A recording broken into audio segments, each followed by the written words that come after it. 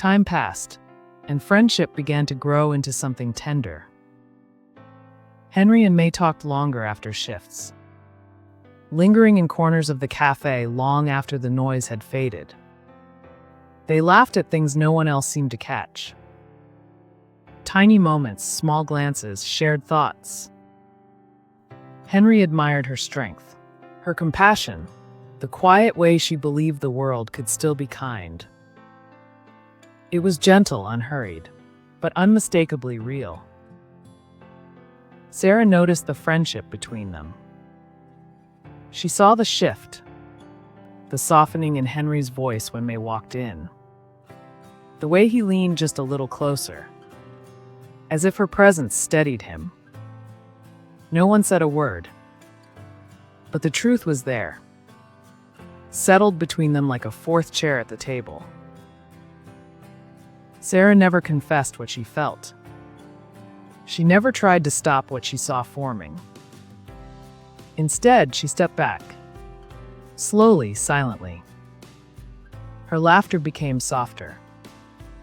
Her pauses grew longer, and her once bright presence carried a quiet weight. The kind that comes from loving someone who is already finding their way to someone else. The three of them spent time together. On the surface, it looked like friendship, but beneath, everything had shifted. Henry's heart belonged to May. Even unspoken, it showed in every glance, every small gesture.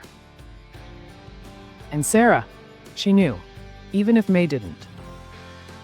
There was no drama, no confrontation, just an ache lingering in the spaces between them, unspoken, undeniable. Still, Henry pressed on. Work, study, family, faith.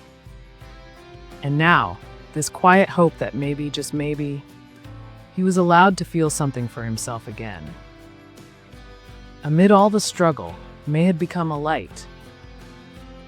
And though he didn't know where it would lead, he followed it, one quiet, faithful step at a time. Years passed, and everything Henry had worked for, every late shift, every whispered prayer, every quiet sacrifice finally bore fruit. After graduating from college, he was offered a position at one of the largest banks in the city. It wasn't just a job. It was a reward, a turning point, a quiet crown laid upon years of struggle. Henry traveled home, heart full of news he couldn't wait to share. When he stepped through the doorway of his childhood home, the familiar scent of old wood and warm spices wrapped around him. A quiet hug, welcoming him back. And when his mother, Mrs. Felix, looked up and saw him, the joy on her face said everything. "Mother," he said, unable to hold back the smile spreading across his face.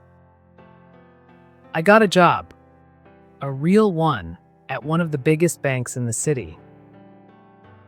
For a moment, she just stared, eyes wide with disbelief.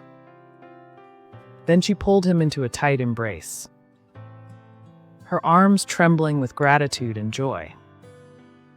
"Oh, Henry," she whispered, her voice thick with emotion. "God has been so faithful." That evening, Henry and his mother sat together. The sun spilling long, golden rays across the living room floor. They laughed, reminisced, shared a simple meal. But as the excitement settled into quiet contentment, Mrs. Felix's thoughts drifted elsewhere.